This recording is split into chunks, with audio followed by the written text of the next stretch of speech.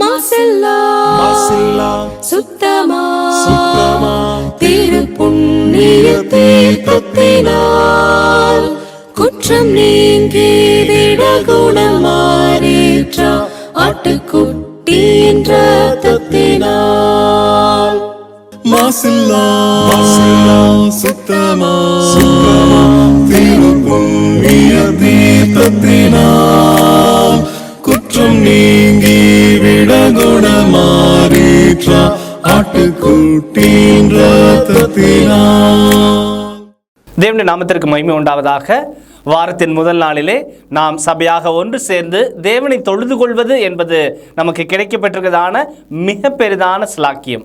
ஆகையினாலே நாம் நன்றி உணர்வோடு மகிழ்ச்சியோடு முழுமனதோடு ஆவியோடு உண்மையாக அவரை நாம் தொழுது கொள்வோம். தூக்கமாக ஒரு பாடலை நாம் தெரிந்து கொள்வோம். சகோதரர்களை அன்போடு அழைக்கின்றோம்.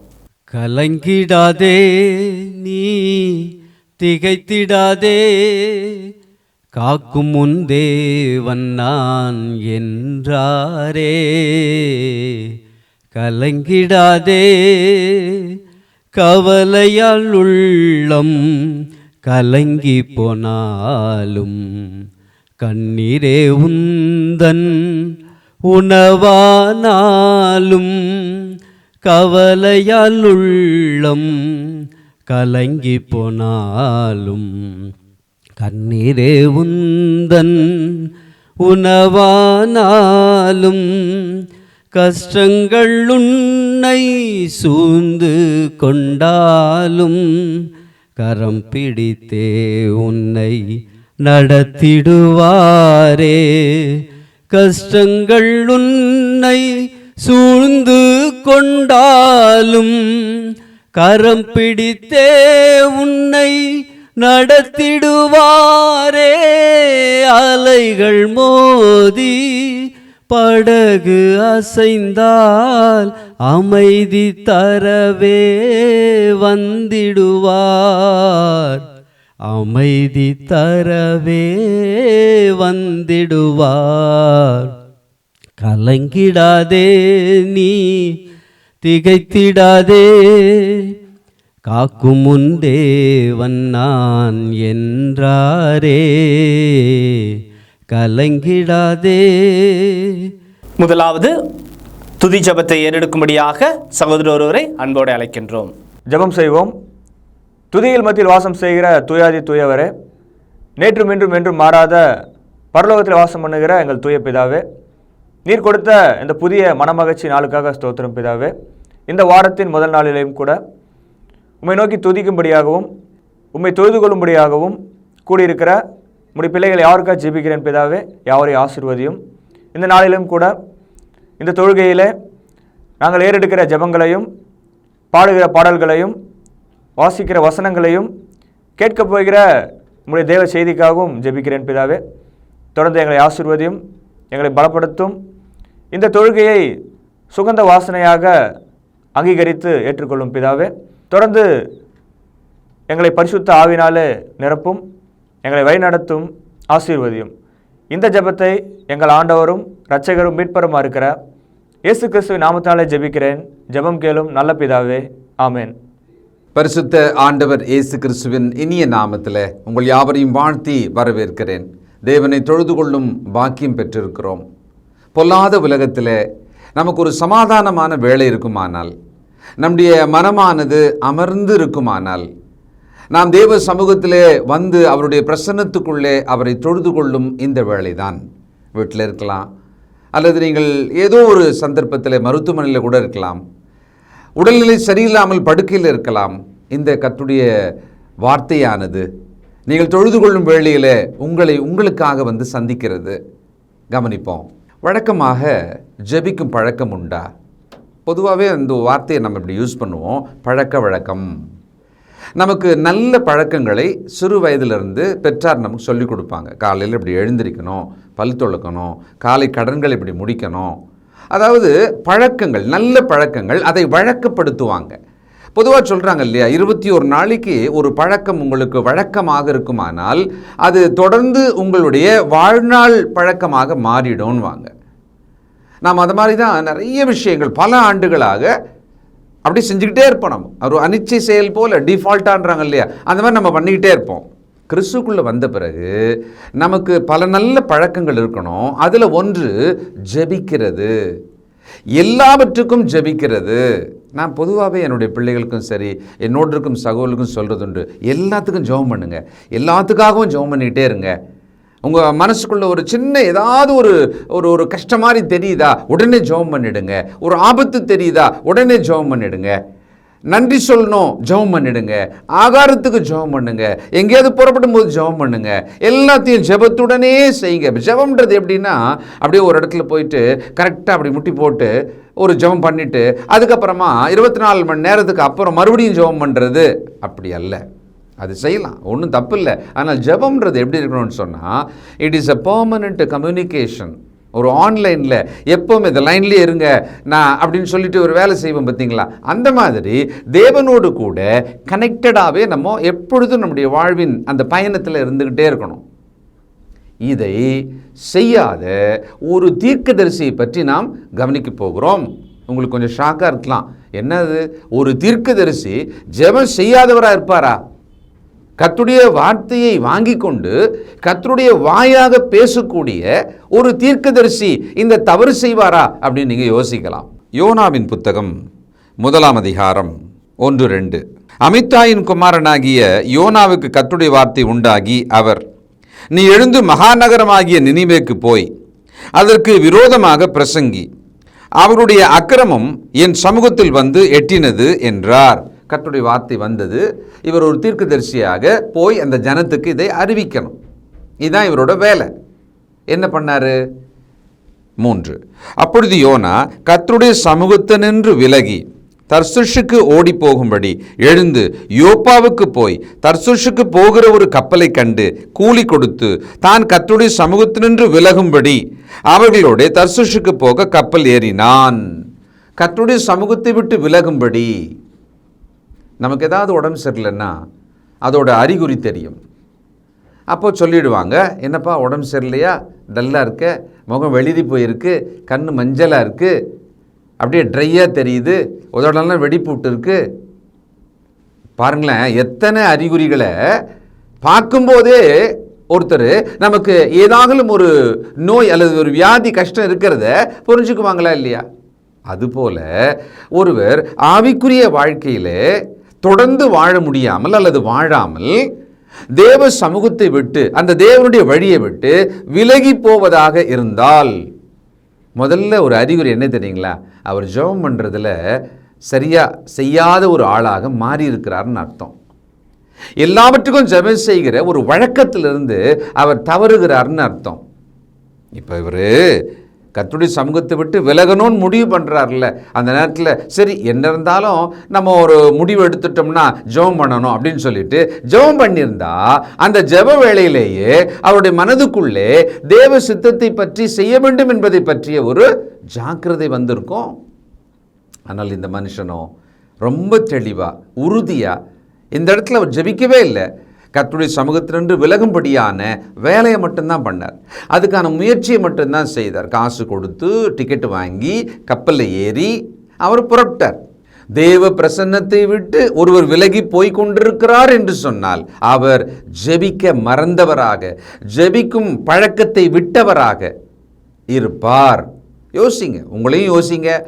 தாய் தகப்பனாக இருந்தால், சகோதர சகோதரிகளாக இருந்தால் உங்கள் வீட்டை பற்றி யோசிங்க. கர்த்தர் சமுத்திரத்தின் மேல் பெருங்காற்றை வரவிட்டார். அதனாலே கடலிலே கப்பல் உடையுமென்று நினைக்கத்தக்க பெரிய கொந்தளிப்பு உண்டாயிற்று. அப்பொழுது கப்பற்காரர் பயந்து அவரவன் தன் தன் தேவனை நோக்கி வேண்டுதல் செய்து பாரத்தை லேசாக்கும்படி கப்பலில் இருந்த சரக்குகளை சமுத்திரத்திலே எறிந்து விட்டார்கள். யோனாவோவென்றால் கப்பலின் கீழ்த்தட்டிலே இறங்கி போய் படுத்துக்கொண்டு அயர்ந்த நித்திரை பண்ணினான். ஒரு பயணம் புறப்படும் பொழுது, ஒரு தீர்மானத்தை எடுக்கும் பொழுது ஜெபிக்க வேண்டிய மனிதன் ஜெபிக்கலை. இப்பொழுது அவர் கப்பலின் கீழ்த்தட்டில் போயிட்டு, ஏன்னா அவர் தீர்மானமாக இருக்கார்ல, எந்த டிஸ்டர்பன்ஸும் வரக்கூடாது, என் போக்கில் நான் போகிறேன், கர்த்தருடைய வேலையை நான் செய்ய போகிறதில்ல, அவருடைய பிரசன்னத்தை விட்டு நான் விலகுறேன் அப்படின்ட்டார் இல்லையா? அப்போது போய் படுத்துட்டாராம். அப்போ ஜெபம் பண்ணிட்டு படுத்திருப்பாரா? ஒரு பயணம் தானே இது. அதில் என்ன பண்ணாலும் நடக்கலாம் இல்லையா? அப்பவும் அவர் ஜெபம் பண்ணதாக நம்மளால் ஒத்துக்கவே முடியாது. சரி, ஏன் நான் இதை சொல்கிறேன்னா, அந்த கப்பலில் இருந்த மற்ற மனிதர்கள் இந்த புயலையும் பெருங்காற்றையும் அதன் பயங்கரத்தையும் உணர்ந்தவர்கள் என்ன பண்ணாங்களாம்? அவர்கள் தங்கள் தங்கள் தேவனை நோக்கி அவங்க ஜெபம் பண்ணாங்களாம், விண்ணப்பம் பண்ணாங்களாம். 6வது வசனம், அப்பொழுது மாலுமி அவனிடத்தில் வந்து, நீ நித்திரை பண்ணுகிறது என்ன? எழுந்திருந்து உன் தேவனை நோக்கி வேண்டிக்கொள். நாம் அழிந்து போகாதபடிக்கு சுவாமி ஒருவேளை நம்மை நினைத்தருளுவார் என்றான். அவர்கள் புறஜாதி மக்களாகத்தான் அதிகபட்சம் இருந்திருப்பாங்க. அதனால அவர்கள் தங்கள் தங்கள் கடவுளை வேண்டிக் கொண்டு, கடவுளே எங்களை காப்பாத்து அப்படின்னு மன்றாடி கொண்டு இருக்கிறாங்க. ஒருத்தர் மாத்திரம் தூங்கிட்டே இருக்கிறத பார்த்த உடனே, என்னப்பா நீ தூங்கிட்டு இருக்க, என்ன நடக்குது சுத்தி உனக்கு தெரியாதா, நீ வேண்டிக்க, நீ ஜெபம் பண்ணு அப்படின்றாங்க. தூங்குகிறது என்ன? இன்றைக்கு இந்த தலைமுறையானது நம்ம தான் இரவெல்லாம் தூங்காமல் இருக்கிற ஒரு பழக்கம் வந்தாச்சு. அதனால காலையில் எழுந்து அந்த ஜெபிக்கிற ஒரு நல்ல ஒரு பிரிஸ்கான ஒரு சுறுசுறுப்பான ஒரு பழக்கம் இன்றைக்கு 190 பேருக்கு இல்லாமல் போனது. தயவுசெய்து ஜெபிக்கிற ஒரு வழக்கம் இல்லாமல் போச்சுன்னா நாம் தேவ சமூகத்தை விட்டு விலகி கொண்டிருக்கிறோம் என்று புரிந்து கொள்ள வேண்டும். அப்போது அந்த கப்பற்காரர் அவங்க சொல்கிறாங்க, ஜெபம் பண்ணிக்கப்பா, உன் கடவுளை நீ வேண்டிக்கொள். நிச்சயமா ஏதாவதும் யாருடைய கடவுளாவது இறங்கி என்ன பண்ணுவார்? இந்த காற்றை அமர்த்தலாம், நம்ம பயணம் பண்ணலாம். ஒன்றும் பெருசாக நடக்கலை, நம்மளாலும் ஜெபம் பண்ண மாதிரி தெரியல. அவங்க என்ன பண்ணுறாங்க, சரி யாரால வந்திருக்கோம், சம்திங் ராங் அப்படின்னு சொல்லிட்டு கப்பலில் விஷயங்களெல்லாம் என்ன பண்ணணுமோ ஃபிசிக்கலாக அவங்க பண்ணிட்டாங்க. அதுக்கு மேலே என்ன பண்ணுறாங்க, ஒரு சீட்டு போட்டு பார்ப்போம், யார் மேலேயாவது தவறு இருக்குமானால் அப்படியாவது நமக்கு தெரியட்டுமே. அக்காலத்தின் வழக்கத்தின்படி அவங்க அதை பண்ணுறாங்க. நம்மாள் பேரில் அந்த சீட்டு விழுந்தது.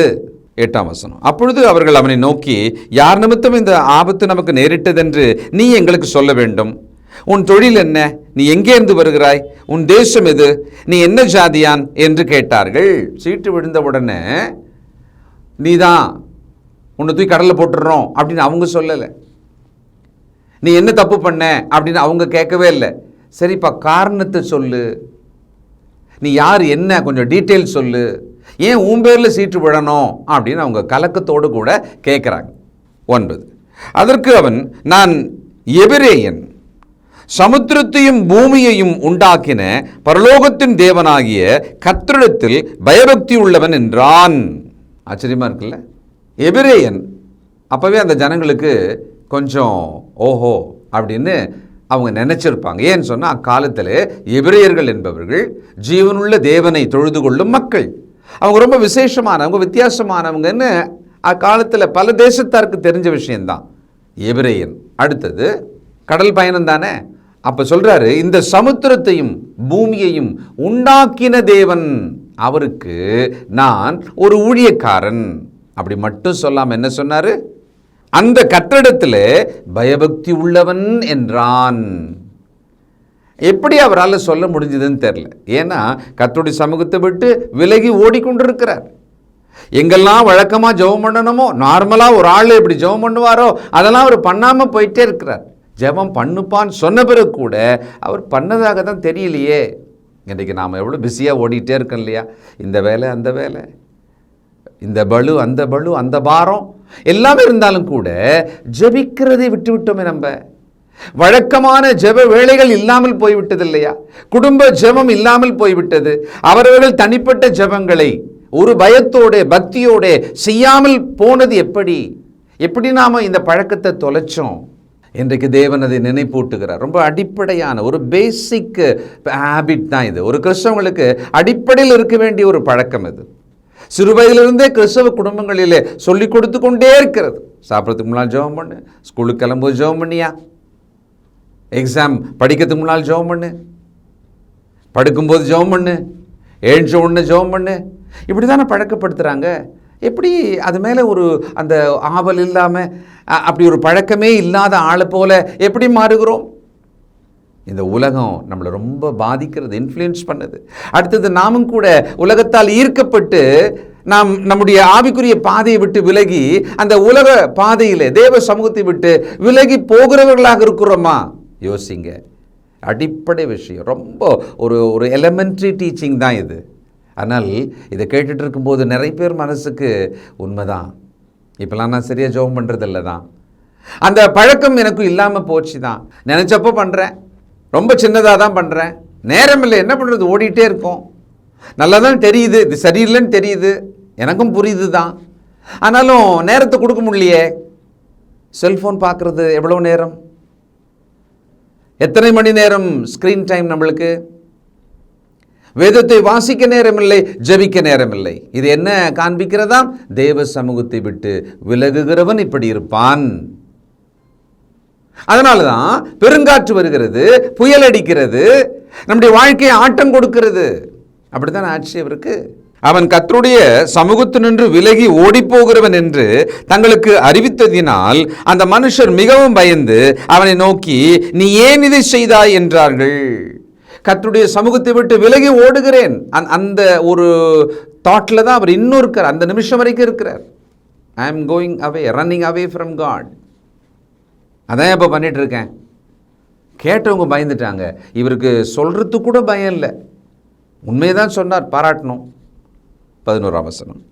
பின்னும் சமுத்திரம் அதிகமாய் கொந்தளித்து கொண்டிருந்தபடியால் அவர்கள் அவனை நோக்கி, சமுத்திரம் நமக்கு அமரும்படி நாங்கள் உனக்கு என்ன செய்ய வேண்டும் என்று கேட்டார்கள். அதற்கு அவன், நீங்கள் என்னை எடுத்து சமுத்திரத்திலே போட்டுவிடுங்கள், அப்பொழுது சமுத்திரம் உங்களுக்கு அமர்ந்திருக்கும், என் நிமித்தம் இந்த பெரிய கொந்தளிப்பு உங்கள் மேல் வந்ததென்பதை நான் அறிவேன் என்றான். தெரியுது, எனக்கே புரியுது, இப்போ சரியில்லை, சபைக்கு சரியாக போகிறதில்ல, முன்ன மாதிரி நான் இல்லை, பைபிள் படிக்கிறதில்ல, முன்ன மாதிரி ஜெபம் பண்ணுறதில்ல, எங்கள் வீடே ஜெபம் பண்ணுற விஷயத்தில் இப்போ கம்மி ஆயிடுச்சு தான் தெரியுது, இவரும் தெரியுது, நான் கர்த்தருடைய சமூகத்தை விட்டு விலகி போயிட்டு தான் இருக்கேன், என்னால் தான் அப்படி ஆச்சுன்றது எனக்கு புரியுது. ஒரு பாயிண்டில் அவருக்கு வேறு வழியே கிடையாது, வேறு எந்த முடிவும் அவரால் எடுக்க முடியல.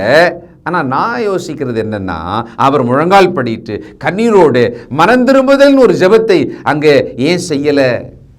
ஏன்னா அந்த வழக்கத்தை விட்டுட்டார். அப்போ என்ன சொல்லிட்டாரு? என்னை தூக்கி கடலில் போடுங்க.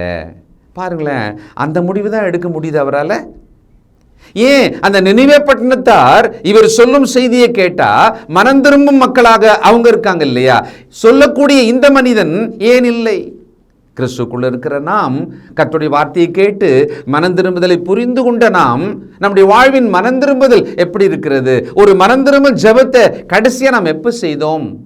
நாம் ஆவிக்குரிய குணமாகுதலை பெற்றுக்கொள்ள வேண்டுமானால் மனம் திரும்புதலின் ஜெபம் அவசியமாக இருக்கிறது. நாம் யாருன்றதை உலகத்தாருக்கு ரொம்ப தைரியமாக சொல்லிடுறோம். நாங்கள் கிறிஸ்டியன் சபை, சரியான சத்தியத்தில் இருக்கிற சபையாராக இருக்கிறோம், நாங்கள் தேவனுடைய மக்களாக இருக்கிறோம், நாங்கள் பரலோகம் போய் கொண்டிருக்கிறவர்கள், நாங்கள்லாம் கிறிஸ்தவங்க. அது ரொம்ப அழகாக உலகத்துக்கு சொல்கிறோம், அது கேட்டாலும் சொல்கிறோம். சிலர் இந்த விஷயத்தில் கூட சபையில் மாத்திரம் கிறிஸ்தவங்களாக தங்களை சொல்லுவாங்க, உலகத்துக்கு நான் உலகத்தான் என்று தான் அடையாளத்தை வச்சுருப்பாங்க. தயவுசெய்து யோசிங்க. நாம் ஜெபிக்கிற விஷயத்தில் பழக்கத்தை விட்டு விட்டோமா? வழக்கத்தை தவற விட்டோமா? அப்படியானால் தேவ சமூகத்தினின்று விலகி வேறு பக்கமாய் போய்கொண்டிருக்கிறோமா? அதுலேயும் எனக்கு புரியுது, எனக்கு விளங்குது, ஆனாலும் எனக்கு ஒரு வழி கிடையாது, நான் வேறு பக்கமாக தான் போயிட்டுருக்கேன், விட்டுருங்க, என்ன நான் செத்து போகிறேன், என்ன இப்போ?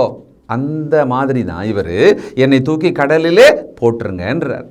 13ஆம் வசனம். அந்த மனுஷர் கரை சேரும்படி வேகமாய் தண்டு வலித்தார்கள், ஆனாலும் சமுத்திரம் வெகு மும்முரமாய் கொந்தளித்து கொண்டிருந்தபடியால் அவர்களால் கூடாமற் போயிற்று.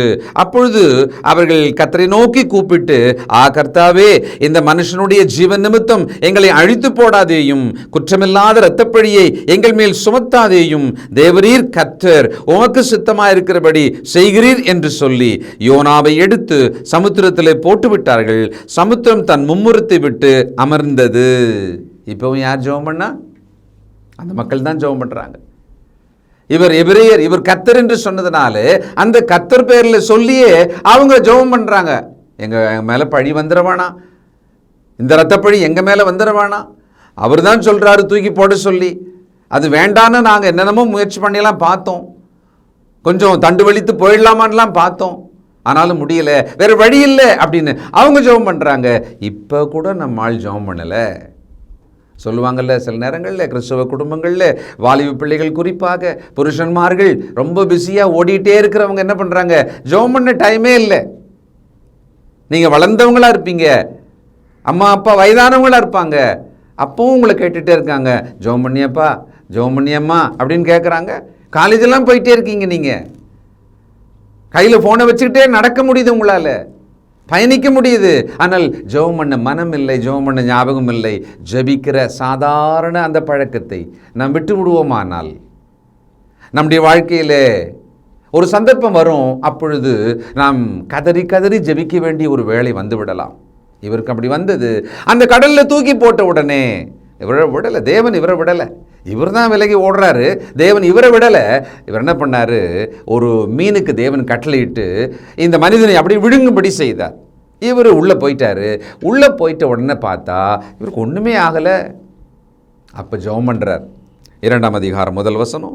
அந்த மீனின் வயிற்றிலிருந்து யோனா தன் தேவனாகிய கர்த்தரை நோக்கி விண்ணப்பம் பண்ணி, என் நெருக்கத்தில் நான் கர்த்தரை நோக்கி கூப்பிட்டேன், அவர் எனக்கு உத்தரவு அருளினார். நான் பாதாளத்தின் வயிற்றிலிருந்து கூக்குரலிட்டேன், நீர் என் சத்தத்தை கேட்டீர். சமுத்திரத்தின் நடுமையமாகிய ஆழத்தில் நீர் என்னை தள்ளிவிட்டீர்.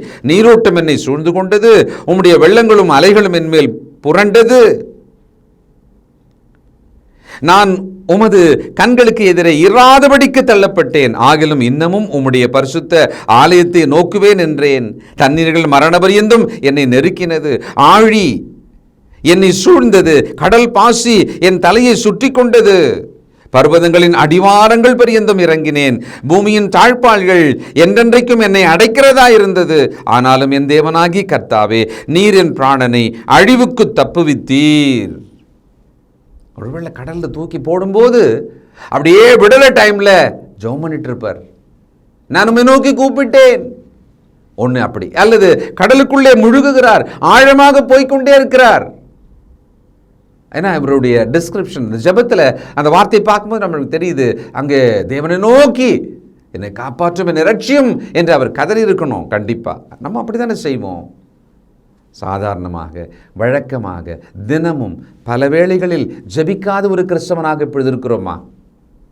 ஆபத்தில் சிக்கி அதற்குள் பயந்து நடுங்கி கதறி தேவனை நோக்கி கூப்பிடுற ஒரு வேளைக்கு முன்னால நாம் வழக்கமாக நம்முடைய வாழ்க்கையை மிக சரியாக போய்கொண்டிருக்கிற இந்த சமயத்தில் சேலஞ்சஸ் இருக்கு, கஷ்டங்கள் சிலதெல்லாம் இருக்க தான் செய்யுது. ஆனால் வழக்கமாக ஜெபம் பண்ணுங்க, எல்லாவற்றுக்கும் ஜெபம் பண்ணுங்க, எல்லாவற்றுக்கும் ஜெபம் பண்ணுங்க. பாருங்க, அழுவுறார், கெஞ்சுறார், பயம், கலக்கம், திகில், எல்லா உணர்வுகளோடு தேவனை நோக்கி அவர் விண்ணப்பம் பண்றார். அவர் ஒரு தப்பு பண்ணாராம், அந்த தப்பை மென்ஷன் பண்றார். நம்ம அதை கண்டிப்பாக கவனிச்சாகணும். 8ஆம் வசனம். பொய்யான மாயையை பற்றி கொள்ளுகிறவர்கள் தங்களுக்கு வரும் கிருபையை போக்கடிக்கிறார்கள். என்ன மாதிரியான ஒரு பாயிண்ட் பார்த்தீங்களா? அவருக்கு எப்படி ஒரு புரிதல் வந்தது? இது நமக்காக எழுதப்பட்டிருக்கிறது. பொய்யான மாயையை பின்பற்றுகிறவர்கள். இன்றைக்கு இந்த தலைமுறை நாம் பொய்யான மாயையை கையில் இருக்கிற ஒரு ஃபோன் வழியாகவே பார்த்து அதை ஸ்லாகித்து அதன் பின்னாலே போயிட்டே இருக்கிறோம். நம்ம இன்னைக்கு பார்க்குற கேட்குற நிறைய விஷயங்கள் மாயையானது தான். அந்த பொய்யான மாயையின் பின்னாலே போகிறோம். தேவ சமூகத்தை விட்டு அப்படியே ஆட்டோமேட்டிக்காக விலகிட்டே போயிட்டே தான் இருக்கிறோம். அப்போது நமக்கு தெரியாமலே ஒன்று பண்ணுறோமா? என்ன பண்ணுறோமா? நமக்கு ஒரு கிருபை கொடுக்கப்படுகிறது பார்த்தீங்களா? அதிகாலை தோறும் காலை தோறும் கர்த்தருடைய கிருபை புதிதாக நமக்கு கொடுக்கப்படுகிறதில்ல. அதை அன்னைக்கு மேக்சிமம் வீணடிச்சிடுறோம், நம்மளே போக்கடிக்கிறோமா, நம்மளே வேஸ்ட் பண்ணிடுறோமா. காலையில் தண்ணி பாட்டில் பிடிச்சிக்கிட்டு போகிறீங்க, அந்த தண்ணி பாட்டிலில் அப்பப்போ நீங்கள் குடிக்கணும், ஆனால் அதை குடிக்கவே மாட்டேன்றீங்க. சரி, சாயங்காலம் குடிக்கலாம் அப்படின்னு ஞாபகம் வந்து அதை எடுக்கிறீங்க, ஒரு சொட்டு அதில் இல்லை, அது உள்ள ஒரு ஓட்டை, அது அப்படியே வழிஞ்சு வழிஞ்சு வழிஞ்சு நீங்கள் அதை எடுக்கவே இல்லை. போன உடனே ஒரு அரை மணி நேரத்தில் எடுத்துருந்தீங்கன்னா தெரிஞ்சிருக்கும், ஓ 3/4 பாகம் இருக்குது, என்னாச்சு 1/4 பாகம் நம்ம தான் குடிக்கலையே, அப்போ நம்ம உடனே அதை சரி பண்ணிட்டு இருக்கலாம் இல்லையா? ஏன் எப்பொழுதும் ஜெபம் பண்ணோம்? ஏன் எல்லாத்துக்கும் ஜெபம் பண்ணோம்? ஒரு நாளிலே பல சந்தர்ப்பங்களில் நாம் ஜெபம் பண்ணிக்கிட்டே பயணிக்கிறோம், வாழணும். இது ரொம்ப சாதாரணமாக தெரியலாம் உங்களுக்கு. தயவு செய்து இதை ஏன் இன்றைக்கு நம் காதுகளில் கேட்க வைக்கிறார் தேவன் என்றால் நமக்கு இது ரொம்ப அவசியமாக இருக்கிறது. இதையே நாம் விட்டுவிட்டோமோ என்று தேவன் நமக்கு இதை இப்பொழுது என்ன பண்ணுறாராம்? ஞாபகப்படுத்துகிறார். இது நல்ல விஷயம், ரொம்ப முக்கியமான விஷயம், எளிமையானது, சாதாரணமானது. ஆனாலும் தயவு செய்து நாம் இதை கேட்டு நம்மை சீர் செய்து கொள்ளலாம். ஒரு பெரிய மாற்றத்தை, ஒரு பெரிய ஆசீர்வாதத்தின் வழியிலே நாம் நடக்கலாம். தொடர்ந்து என்ன தப்பு பண்ணார் இவர்? வரிசையை பார்த்தா முதல்ல தேவ சமூகத்தை விட்டு விலகினார். இப்போ தேவ சமூகத்தை விட்டு தேவனுடைய பிள்ளைகள் விலகினால் தேவன் விட்டுருவார் நினைக்கிறீங்க? விடவே மாட்டார். நம்ம நினச்சிக்கிறோம் தேவனுடைய சமூகத்தை விட்டு விலகிட்டோம், உலகத்தின் பக்கமாக போயிட்டோம், அப்படியே நம்மளை கண்டுக்காமல் விட்டுருவார், அப்புறமா ஒரு நாள் நம்ம திரும்பி வந்துடலாம் இல்லையா? அவன் பாதி சொத்தை வாங்கிட்டு போனான், துன்மார்க்கமாக வாழ்ந்தான், எல்லாவற்றையும் செலவழித்தான். ஆனால் அவன் மீது தேவன் கவனமாக இருந்தார். கவனமாக இருந்தவர் என்ன பண்ணாரு? அவனை திரும்பி வரத்தக்கதான ஒரு சூழ்நிலைக்குள்ளே தள்ளினார். பன்றியின் தவிட்டை கூட தின்ன முடியாத அளவுக்கு அவன் சிறுமைப்பட்டான், திரும்பி வந்துட்டான். சில நேரம் நம்முடைய வாழ்க்கையில் ஏன் இப்படி ஒரு பெரிய நெருக்கடி நமக்கு வரணும்? எல்லாமே சரியாக தானே பண்ணியிருக்கோம் அப்படின்னு நம்ம நினைப்போம் பார்த்தீங்களா? ஒருவேளை இந்த ஒரு காரணம் இருக்கலாம். நீங்கள் தேவ சமூகத்தில் உங்களை ஒப்பு கொடுத்து ஒரு சரியான ஜெபத்தை வழக்கமாக நீங்கள் செய்யாமல் விட்டு இருப்பீர்கள். அந்த வழக்கம் நம்ம இடத்துலேருந்து போயிட்டு இருக்கோம். எப்பயாவது ஐசியூவில் போகும்போது ஜெபம் பண்ணுற மாதிரி இவர் மீன் வைத்துக்குள்ளே போகும்போது ஜெபம் பண்ணுறார். அதுக்கு முன்னால் பல சந்தர்ப்பங்களை விட்டார் பார்த்தீங்களா? நம்ம அந்த மாதிரி இருக்கிறோமா? யோசிங்க. அப்போ நம்ம என்ன பண்ணலாம்? வசனங்கள்லாம் ஞாபகம் வச்சுக்கலாம் இல்லையா? நமக்கு இருக்குது. நமக்கு இடைவிடாமல் ஜெபம் பண்ணுங்கள், எல்லாவற்றுக்காகவும் ஜெபம் பண்ணுங்கள். நமது ஆண்டவர் இயேசு கிறிஸ்து நமக்கு சொல்லியிருக்கிறாரே, எதை கேட்டாலும் எல்லாவற்றுக்காகவும் ஒன்றுக்கும் கவலைப்படாமல் எல்லாவற்றையும் தேவனுக்கு தெரியப்படுத்திக்கிட்டே இருங்க. ஜபிக்கிற வழக்கத்தை விட்டு விட்டோமா? அந்த ஜபிக்கிற பழக்கத்தை விட்டு விட்டோமா? அதை திரும்ப கொண்டு வரலாம், ஜெபம் பண்ணலாம். பரிசுத்த பிதாவே, இதோ அற்புதமான இந்த வார்த்தைகளுக்காக நமக்கு ஸ்தோத்திரப்பா. உம்முடைய வார்த்தைகளின் வல்லமை எவ்வளவு பெரிதாக இருக்கிறது. அந்த ஒரு சின்ன உதாரணத்தின் மூலமாக, அந்த வரலாற்றின் மூலமாக, உண்மையான அந்த நிகழ்வின் மூலமாக எங்களோடு பேசியதற்காக ஸ்தோத்திரம். உம்மோடு பேசுவதை நாங்கள் விட்டுவிடுகிறோம், அதற்கு நேரமில்லாமல் வேறு பக்கம் ஓடிக்கொண்டிருக்கிறோம். எங்களை மன்னின் தகப்பனே. ஜபிக்கும் வழக்கத்தை நாங்கள் திரும்ப கொண்டு வருகிறோம். எங்களுக்கு உதவி செய்யும். இயேசு கிறிஸ்துவின் நல்ல நாமத்தில் ஜெபிக்கிறோம் பிதாவே, ஆமென். கிறிஸ்து இயேசு தம்முடைய சரீரத்தை நமக்காக கிழிக்கு கொடுத்து தன்னுடைய இரத்தத்தை சிந்தினார். அவருடைய பந்தியை நினைவு கூறத்தக்கதாக நாம் ஆயத்தமாவோம். வழிநடத்தும்படியாக சகோதரர்களை அன்போடு அழைக்கின்றோம். கர்த்தருடைய பந்தியிலே பங்கு கொள்ளும்படி நம்மை நாமே ஆயத்தப்படுத்துவோம். ஆண்டவராகிய இயேசு கிறிஸ்து காட்டி கொடுக்கப்பட்ட அன்று ராத்திரியிலே அப்பத்தை எடுத்து ஆசீர்வதித்து, இதை பிட்டு நீங்கள் வாங்கி புசியுங்கள், இது உங்களுக்காக பிற்கப்படுகிற என்னுடைய சரீரமாய் இருக்கிறது என்று சொல்லியிருக்கிறார். அப்பத்திற்காக நாம் ஜெபித்து இதில் பங்கு கொள்வோம். பரிசுத்தமும் இரக்கமும் தயவும் கிருபையும் நிறைந்த நல்ல ஆண்டவரே, உம்முடைய குமாரனாகிய இயேசு கிறிஸ்து சிலுவையிலே எங்களுடைய பாவங்களுக்காக தன்னுடைய இன்னுயிரை கொடுக்கும் பொழுது அவருடைய சரீரம் கிழிக்கப்பட்டது. அதற்கு ஒப்பாக இங்கு புளிப்பில்லாத அப்பம் இது வைக்கப்பட்டு இருக்கிறது. அப்பா, நீர் இந்த அப்பத்தை எங்களுக்கென்று ஆசீர்வதித்து தரும்படி விலையேற பெற்ற இயேசு கிறிஸ்துவனுடைய நல்ல நாமத்தினாலே இந்த ஜெபத்தை ஏறெடுக்கிறோம் அன்பின் பிதாவே, ஆமேன். அவர் அந்தபடியே பாத்திரத்தையும் எடுத்து, இந்த பாத்திரம் என் இரத்தத்தினால் ஆகிய புதிய உடன்படிக்கையாய் இருக்கிறது, என்னை நினைவு கூறும்படி இதை செய்யுங்கள் என்று சொல்லியிருக்கிறார். நாமும் கூட அவ்வண்ணமாகவே இதில் செய்யும்படியாக நாம் ஒன்று சேருவோம். தேவன் இந்த ரசத்தை ஆசீர்வதித்து தரும்படி நாம் ஜெபிப்போம். வானத்தையும் பூமியும் உண்டாக்கின சர்வ வல்லமையுள்ள எங்கள் நல்ல பிதாவே, என்னை நினைவு கூறும்படி இதை செய்யுங்கள் என்று சொல்லியிருக்கிறபடியே நாங்கள் செய்யும்படி வந்து நிற்கிறோம். இந்த ரசத்தை நீர் ஆசீர்வதித்து தாரும். குற்றமில்லாத மாசற்ற இதோ தகப்பனே, அந்த ரத்தம் எங்களுடைய பாவங்களுக்காக சிந்தப்பட்டது என்பதை நாங்கள் நினைத்து இதில் பங்கு கொள்ளும்படி, பயபக்தியோடு பங்கு கொள்ளும்படி எங்களை உற்சாகப்படுத்தும். எங்களை தாழ்த்துகிறோம். இந்த ரசத்தை நீர் ஆசீர்வதித்து தாரும். இயேசுவின் நல்ல நாமத்தில் இந்த ஜெபத்தை எடுக்கிறோம் அன்பின் பிதாவே, ஆமேன். இறுதியாக நாம் ஜெபித்து இந்த தொழுகையை நிறைவு செய்வோம். ஜெபிப்போம். கிருபையும் அன்பும் இரக்கமும் நிறைந்த பரம்பிதாவே, உம்மை தொழுது கொள்வது எவ்வளவு பெரிதான ஸ்லாக்கியம். அந்த ஸ்லாக்கியத்தை நீர் இந்த நாளில் எங்களுக்கு தந்தீரே, அதற்காக நன்றி தகப்பனே. நாங்கள் ஜெபித்த ஜெபங்களை நீர் அங்கீகரிக்க வேண்டுமாய் ஜெபிக்கிறோம். கிருபையின் பிதாவே, நாங்கள் கேட்ட வார்த்தைகளுக்காக நன்றி. அவைகள் எங்களுடைய இருதயத்தில் வைத்து அதன்படி எங்களுடைய வாழ்க்கை மறுரூபமாக நீர் தயவு செய்தல் வேண்டுமாய் ஜெபிக்கிறோம். பிதாவே, நீர் எங்களுக்கு இந்த வாரத்தில் ஆசீர்வாதமாக கொடுத்த வருமானத்திலிருந்து உமக்கென்று கொடுக்க நீர் எங்களுக்கு பாராட்டின தயவுக்காக நன்றி. இப்படியாக நாங்கள் கிறிஸ்துவனுடைய மரணத்தை நினைவு கூற நீர் தயவு பாராட்டினீர். எங்களுக்காக கிறிஸ்து தன்னுடைய சரீரத்தை கிழித்து இரத்தத்தை சிந்தினார். அதை நாங்கள் புசிக்கவும் பானம் பண்ணவும் நீர் தயவு பாராட்டினீர். இப்படியாக தாப்பனே, நாங்கள் ஏறெடுத்த இந்த தொழுகையை நீர் தாமே அங்கீகரிக்க வேண்டுமாகவும் ஆசீர்வதிக்க வேண்டுமாக ஜெபிக்கிறோம். தாப்பனே, சுவீனமாக இருப்பவர்களுக்கு உம்முடைய சுகத்தையும் ஆரோக்கியத்தையும் கட்டளை விடமாக ஜெபிக்கிறோம். காத்துக்கொள்ளும் வழி நடத்தியறலும் இயேசு கிறிஸ்து மூலம் அனுப்புகிற நல்ல பரம்பிதாவே, ஆமென்.